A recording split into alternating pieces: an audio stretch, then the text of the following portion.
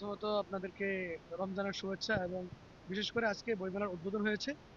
আসলে বইয়ের মাধ্যমে যে আমাদের যে জ্ঞান অর্জনের যে বড় একটা মাধ্যম হচ্ছে বই।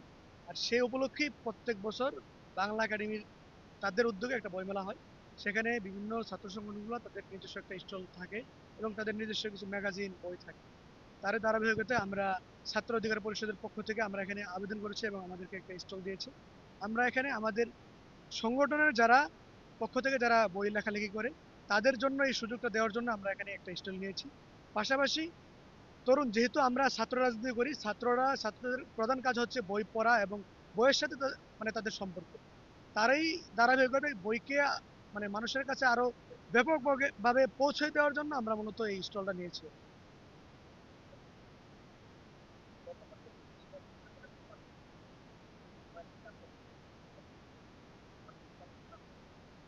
গত বছর থেকে এবার তো কিছুটা পার্থক্য থাকবে, যেহেতু এবার রমজানে হচ্ছে, মানুষ আসলে রমজানে রোজা রেখে কিছুটা ক্লান্ত থাকে, দিনের বেলা এতটা বের হতে চায় না।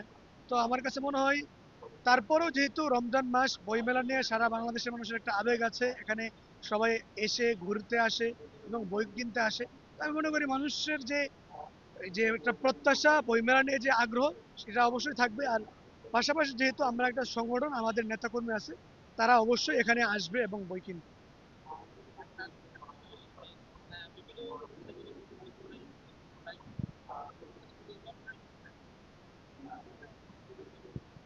আসলে এবার যে সংসদ, এই সংসদে তরুণদের একটা ব্যাপক অংশগ্রহণ আছে। তো নুরুল হক নূর, যিনি সাবেক ডাকসু বিপি ছিলেন, তিনিও একজন বয়সের তরুণ।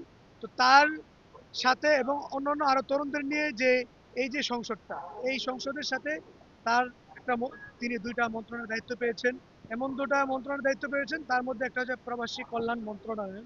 তো তিনি কিন্তু দীর্ঘদিন ধরে প্রবাসীদের নিয়ে কাজ করেন এবং প্রবাসীদের নিয়ে সংগঠন আছে যেটা, যার নাম হচ্ছে বাংলাদেশ প্রবাসী অধিকার পরিষদ। তাদের দীর্ঘদিন ধরে যে আন্দোলন সংগ্রাম, সে আন্দোলনের সাথে সম্পৃক্ততার মানে আমরা ছাত্র অধিকার পরিষদও তাদের সাথে একটা সম্পৃক্ততা আছে। তো প্রবাসীদের বিশেষ করে বিদেশ থেকে তাদের মানে বাংলাদেশে যে আসতে যেতে যে তাদের মানে ভোগান্তি, সেই ভোগান্তি কমানোর জন্য তিনি ভূমিকা রাখবেন। ইতিমধ্যে তিনি বলেছেন যে প্রবাসে যদি কোনো মানুষ, বাংলাদেশের কেউ যদি মৃত্যুবরণ করে, তাদেরকে বিনা খরচে তাদের বাসায় পৌঁছে দেওয়ার জন্য ব্যবস্থা করবে। এবং যদি কোনো মানুষ বিদেশে গিয়ে ঋণগ্রস্ত অবস্থায় মারা যায়, সেক্ষেত্রেও কিভাবে তাদেরকে তাদের তাদের পাশে দাঁড়ানো যায়, সে ব্যাপারেও তিনি, যে বর্তমান প্রতিমন্ত্রী নুরুল হক নূর, ভূমিকা রাখবেন বলে তিনি আশ্বাস করেছেন।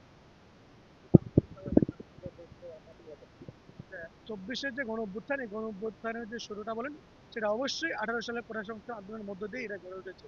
18 সালের কোটা সংস্কার আন্দোলনের পরবর্তী সময়ে আমরা যারা ছিলাম, ছাত্র অধিকার পরিষদের নেতৃত্বেই বিশেষ করে নাহিদ, আসিফ মাহমুদ এবং আক্তার হোসেন সহ অনেকেই আমাদের সাথেই ছিল। পরবর্তী সময়ে যদিও তারা গণ অভ্যুত্থানের পূর্ববর্তী সময়ে তারা আমাদের থেকে আলাদা হয়ে যায়, কিন্তু আন্দোলনের সময় ঠিকই কিন্তু আমাদের সাথে মিটিং করেছে, আমাদের সে পরামর্শ নিয়েছে। এমনকি আপনারা জেনে থাকবেন মিডিয়ার মাধ্যমে, গণঅভ্যুত্থানের সময়ে ডাকসুর সাবেক বিপি নুরুল হক নূরের কাছে তারা ফোন করে তথ্য নিয়েছিলেন যে আমরা কিভাবে আন্দোলনটা চাঙ্গা করতে পারি। এ ব্যাপারে গোয়েন্দা সংস্থা কিন্তু মিডিয়ার মাধ্যমে এ ব্যাপারে ফোনালাপ ফাঁস হয়েছিল। তো আমরা বলতে পারি যে গণঅভ্যুত্থানটা 18 ধারাবাহিকতা এবং ছাত্র অধিকার পরিষদ এটার সাথে সরাসরি যুক্ত ছিল। এবং আমরা গণঅভ্যুত্থানে বিশেষ করে 24-এর যে আন্দোলন, সেখানে প্রত্যেকটা ক্যাম্পাসে, জেলায় আমাদের ছাত্র অধিকার পরিষদের নেতৃবৃন্দ নেতৃত্ব দিয়েছে। কারণ তখন কিন্তু গণঅভ্যুত্থানের সময়ে ছাত্রদল কিংবা শিবির প্রকাশ্যে এসে আন্দোলন করতে পারে না, একমাত্র আমরা এই পলিটিক্যাল সংগঠন হিসেবে আমরা সেখানে অংশগ্রহণ করতে পারতাম, আমাদের এখানে একটা ভূমিকা ছিল।